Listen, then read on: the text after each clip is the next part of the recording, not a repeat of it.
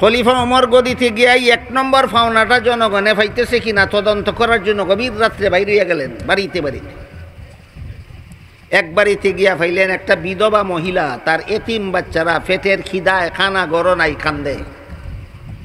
এতিম বাচ্চারা কান্দে। খলিফা ওমর বিধবা মহিলারে জিজ্ঞেস করলেন, বিধবা এই বাচ্চাগুলি কারা? বলে এরা এরার বাপ মারা এতিম বাচ্চা। কান্দে কেন? গড় খানা নাই, পেটের বুকে কান্দে। তখন বৃদ্ধ মহিলা ওই উমরে কইল, উমরের জীবনে আর দেখছে না, এই জীবনে ফিলা দেখছে। তুমি একজন মুসাফির আইছো, আমার গড় কে খাইয়া ঘুমাইলো আর কে না খাইয়া ঘুমাইলো খবর লইতা। তুমি মুসাফির, এই দেশের গদিওয়ালা হওয়ার দরকার ছিল। আমি শুনছি উমর বলে গদি পাইছে, এ গদি পাওয়ার যোগ্য না। কারায় কয়? বিধবা মহিলায় কয়। কার কাছে কয়? উমরের কাছে কয়। শুনছি উমর বলে গদি পাইছে, এ গদি পাওয়ার যোগ্য না। আমার এই 3 বাচ্চা উপবাস খবর নিতে আইলো না, এ গদি পাওয়ার যোগ্য না। অধিকার নাই গদিতে বসে থাকার। তোমার মতো মুসাফির আইছো, আমার 3 বাচ্চা কান্দে কেন খবর নেওয়ার জন্য। তোমার মতো মুসাফির এই দেশের গদিতে, তোমাকে বসানি দরকার। এই কথা শুনিয়া খলিফা উমর গোলাম রে লইয়া সরকারি গুদামে ঢুকলেন। ঢুকে বললেন, আটার বস্তা আমার গাড়ো উঠাইয়া দে। গোলামে কয়, আমার মতো গোলাম আপনার সাথে থাকা অবস্থায় আটার বস্তা প্রেসিডেন্টের ঘাড়ে উঠাই দিতাম? প্রেসিডেন্টে কয়, এই গোলাম, কিয়ামতের দিন আল্লাহ যখন জিজ্ঞেস করবেন, খলিফা উমরের দেশের একটা বিধবা মহিলার এতিম বাচ্চা 1 রাত্রে উপবাস ছিল কেন, তুই জবাব দিবি নি? তুই নি জবাব দিবে? কয়, না হুজুর, এটার জবাব আমি কেমনে দেব? উমর বলেন, তাইলে বোঝা গেল দায়িত্বটা তোর না রে, দায়িত্বটা আমার। আমার দায়িত্ব আমাকেই পালন করতে দেয়। খলিফা উমর কি কইলেন? কিয়ামতের দিন আল্লাহ জিজ্ঞাসা করবেন, যেই দেশের প্রেসিডেন্ট ছিল উমর, সেই দেশের একটা বিধবা মহিলা কেন 1 রাত্রে উপবাস ছিল, তার এতিম বাচ্চা কেন 1 রাত্রে উপবাস ছিল। কিয়ামতের দিন আমার ফিট পেতে দিতে হবে, ফিরিস্তার গুর্জের সামনে পিঠাইবে আমাকে। এই বয় যদি গদিওয়ালার অন্তর না থাকে, তে গরিবরা রিলিফের মাল দিব না দেশের লক্ষ কোটি টাকা চুরি করে বিদেশ পাঠাইব? না বাংলাদেশের কোনো গদিওয়ালা কোটি কোটি টাকা চুরি করে বিদেশ পাঠায় না? এরা কি অশিক্ষিত না শিক্ষিত? অত বড় শিক্ষিত, অত বড় চুর কেন? আল্লাহর কাছে কি জবাব দিব এই ভয় নাই। এই ভয় অন্তরে জন্ম হয় একমাত্র মাদ্রাসা শিক্ষার দ্বারা। একটা ঘটনা শুনাইলাম, আর একটা ঘটনা শুনাই, আর তো মনে হয় সময় কম হয়ে গেছে। এই উমরের আরেক ঘটনা। হযরত উমর ফারুক রাদিয়াল্লাহু তাআলা আনহু মরুভূমির রাস্তা দিয়া যাইতেছিলেন, সাথে খাওয়ার কিছু নাই, পেটে বড় খিদা। এমত অবস্থায় খলিফা উমরে দেখলেন একটা রাখাল ছেলে 1 পাল ছাগলের রাখালি করে। ওই রাখাল ছেলে তার পালের একটা দুধের ছাগল দুধ দোহন করে পান করল। বাংলা ভাষায় দোহন করা বলে, ব্রাহ্মণবাড়িয়াতে কয় দোয়ানি, আমরা সিলেটি ভাষায় কই কিরানি। আপনারা কোনটা কইলে বুঝেন কোকা? ওই রাখালে একটা ছাগলে দুধ কিরাইয়া খাইল। উমর গিয়া রাখালের কাছে বললেন, রাখাল ভাই, আর একটা ছাগলের দুধ কিরাইয়া আমারে একটু খাই, আমার পেটে বড় খিদা।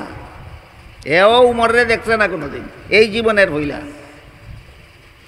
উমরকে চিনতে না ভাইরা রাখাল ছেলে কয়, মুসাফির ভাই। মুসাফির ভাই কেন কয়? উমর যে ইনি চিনে না।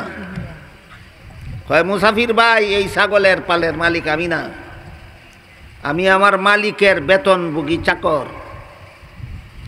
মাস শেষে যে নগদ টাকা দিবে মালিক আমাকে, এইটাও আমার বেতন। রাখালি করার সময় যে পেটে বুক লাগলে একটা ছাগলের দুধ দোহন করে পান করি, সেটাও আমার বেতন। তুমি মুসাফির যেহেতু আমার মালিকের বেতনভোগী চাকর না, কাজেই মালিকের অনুমতি ছাড়া আমি তোমার 1 ফোঁটা দুধও দিতে পারবো না। খলিফা ওমর বললেন, ঠিক আছে, আমারে যদি বিনামূল্যে দুধ না দাও, তাহলে একটা দুধের ছাগল আমার কাছে উচিত মূল্যে বিক্রি করে দাও। এতে আমার একটা উপকার হবে, তোমার একটা উপকার হবে। আমার উপকার এই হবে, আমি ছাগলটা কিনে নিয়ে এক্ষুনি তার দুধ দোহন করে পান করব, আমার পেটের খিদা নিবারণ হবে। তোমার উপকার এই হবে, মালিকে যা বেতন দিব তো দিব, এর অতিরিক্ত তুমি একটা ছাগলের মূল্য অতিরিক্ত পাবে, এটা তোমার উপকার। রাখাল ছেলে কয়, মুসাফির ভাই তোমার কথা মতো মালিকের একটা দুধের ছাগল তোমার কাছে বিক্রি কইরা পয়সাটা যদি আমি আত্মসাৎ করে ফেলি, মালিকে গণ্যা যখন দেখবো ছাগল একটা কম, তখন তো আমারই জিজ্ঞেস করবে ছাগল একটা কম কেন, মালিককে কি জব দেব। উমর তো চিনেই না, সে মুসাফির লোকটা চিনে। মুসাফির লোকটাই তারা কইয়া দিল, মালিক রে কইস ছাগল একটা বাঘে দইরা নিয়ে গেছে। বাঘের ছাগল দইরা নিয়ে গেলে রাখাল ছেলের ফিরাবার কোনো ক্ষমতা নাই, তোর বিরুদ্ধে কোনো বিচারও চলবে না, অভিযোগও চলবে না, তুই বেকসুর খালাস পাইবি। এই কথা বলা মাত্র রাখাল ছেলে মুসাফির লোকটার উপর দারুণভাবে খেপল। কেফে কয়, এই বেটা মুসাফির দাঁড়া, আমার একটা কথা শুনে যা, আমি আমার মালিকের বিশ্বস্ত চাকর, আমি যদি তোর কাছে ছাগল একটা বেচ্চা পয়সাটা মাইরা খাই, আর মালিক রেগিয়া কই ছাগল বাঘে দইরা নিয়ে গেছে, মালিক আমারে 100 বিশ্বাস করবে আমি মালিকের বিশ্বস্ত চাকর, কোনো সন্দেহ করবে না। কিন্তু তুই আমারে কইয়া যা, শেষ বিচারের দিন আল্লাহ যখন জিজ্ঞেস করবেন ছাগলটা কি করছিলে, তখন কি জবাব দিব। রাখাল ছেলে খুব বড় শিক্ষিত থাকে না বড় আলিম থাকে না মূর্খ? এই মূর্খ রাখাল ছেলের অন্তর কোরআন শিক্ষার আলোতে আলোকিত। কিসের আলোতে আলোকিত? কোরআন শিক্ষার আলোয় আলোকিত। দান্দালি বাটপারি যা ইচ্ছা করতে পারবো দুনিয়াতে, কিন্তু শেষ বিচারের দিন আল্লাহর কাছে কি জবাব দেব। এই ভয় মানুষের অন্তরে সৃষ্টি হয় দুইভাবে, হয়তো মাদ্রাসায় লেখাপড়া শিখলে, আর না হয় আলেমদের কথা মতো জীবনযাপন করলে। শেষ বিচারের ভয় মানুষের অন্তরে কতভাবে জাগ্রত হয়? দুইভাবে, কোরআন শিক্ষায় শিক্ষিত হলে, অথবা ওই রাখাল ছেলের মতো অন্তরটা কোরআন শিক্ষার আলোতে আলোকিত হলে। সূর্য ডুবার আগে আগে আর একটা কাহিনী শোনাবো, এগুলি কোরআন হাদিসের কাহিনী, কল্প কাহিনী না। হযরত ইউসুফ আলাইহিস সালামের সাথে অপকর্ম করার জন্য জুলাইখা একটা নিরিবিলি কামরায় নিয়ে গেল। ইউসুফ আলাইহিস সালাম কামরার ভিতরে ঢুকিয়া দেখলেন, এই কামরার ভিতরে ইউসুফ জুলেখা দুইজন ছাড়া দুনিয়ার আর কোনো মানুষ নাই। কামরার এক পাশে জুলাইখা কোনো একটা কিছু পর্দা দিয়া ডাকিয়া রাখছে, দেখা যায় না পর্দার আড়ালে কিতা। ইউসুফ জিজ্ঞাসা করলেন জুলাইখাকে, এখানে পর্দা দিয়া কি ডেকে রেখেছ তুমি? জুলাইখায় কয়, আমি যেই মূর্তিটার পূজা করি মূর্তিটা ডেকে রাখছি। ইউসুফ বলেন, তুমি তো এটার পূজা ওই করো, ডাকনের দরকার কি? কয়, এখন আমি তোমার সাথে জিনা করব, কিন্তু যার সামনে মাথা নত করি, যার সাথে কাছে সুখ শান্তি চাই, যার কাছে স্বর্গ চাই, যার কাছে নরকের থেকে মুক্তি চাই, তার সামনে জিনা করতে আমার লজ্জা হয়। এই জন্য মূর্তিটা ঢাইক্যে রাখছি, যেন নির্বিঘ্নে তোমার সাথে জিনাটা করতে পারি। ইউসুফ জিজ্ঞাসা করলেন, তোর মূর্তির সামনে যদি আমার সাথে জিনা করস, তাহলে কি মূর্তি দেখি লাইব না কিতা? ওনারা কি থাকুন মূর্তি দেখি লাইব? ইউসুফ আলাইহিস সালাম জিজ্ঞাসা করলেন, মূর্তিটারে না ডাইক্যা এটার সামনে যদি আমার সাথে জিনা করস, তে তোর মূর্তি দেখি লাইব না কিতা? জুলাইখায় কয়, না, এটারে তো ডাকলেও দেখে না, না ডাকলেও দেখে না। আশা কথা কইছে নি? ডাকলেও দেখে না, না ডাকলেও দেখে না। ইউসুফ জিগাইলেন, তাইলে ডাকলে কেনে? কয়, এটারে তো না ডাকলেও দেখে না, তে ডাকছস কেনে? কয়, আমার মূর্তি যদিও তার সামনে জিনা করলে দেখে না, কিন্তু কারিগরে যে কারিগরে মূর্তিটা বানাইছে তার চোখের মধ্যে দেখার ভঙ্গি দিয়া বানাইছে, যেমন বোঝা যায় চাই থাকছে। চোখের মধ্যে কিলাখান ভঙ্গি দিয়া বানাইছে, যেমন বোঝা যায় চাই থাকছে। এই ভঙ্গিটার কারণে এটার সামনে তোমার সাথে জিনা করতে আমার লজ্জা হয়। ইউসুফ আলাইহিস সালাম বলেন, এই জুলাইখা, তোর মূর্তির চোখের মধ্যে শুধু দেখার ভঙ্গি আছে, আসলে দেখে না। তারপরও যদি এটার সামনে আমার সাথে জিনা করতে তোর লজ্জা হয়, আমার আল্লাহ যে আসলেই দেখে, সেই আল্লাহর সামনে তোর সাথে জিনা করলে আমি শেষ বিচারের দিন আল্লাহর কাছে কি জবাব দেব? এত বড় সুযোগ থেকে এত বড় সুযোগ রে ইউসুফ ইসলাম হাতছাড়া করলেন কিসের ভয়ে? শেষ বিচারের ভয়।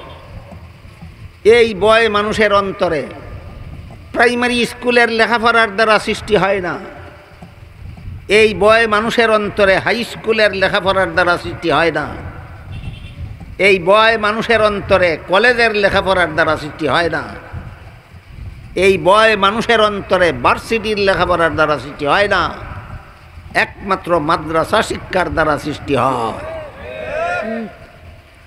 কথাগুলি যারা প্রথম থেকে শেষ পর্যন্ত শুনেছেন একটু দয়া করে বলুন, মাদ্রাসা শিক্ষা আর অন্য শিক্ষার মাঝে কোনো বেশকম আসেনি? কি বেশকম? অন্য শিক্ষার দ্বারা ডাক্তার হওয়া যায়, ইঞ্জিনিয়ার হওয়া যায়, বিজ্ঞানী হওয়া যায়, দার্শনিক হওয়া যায়, দুর্নীতিমুক্ত হওয়া যায় না।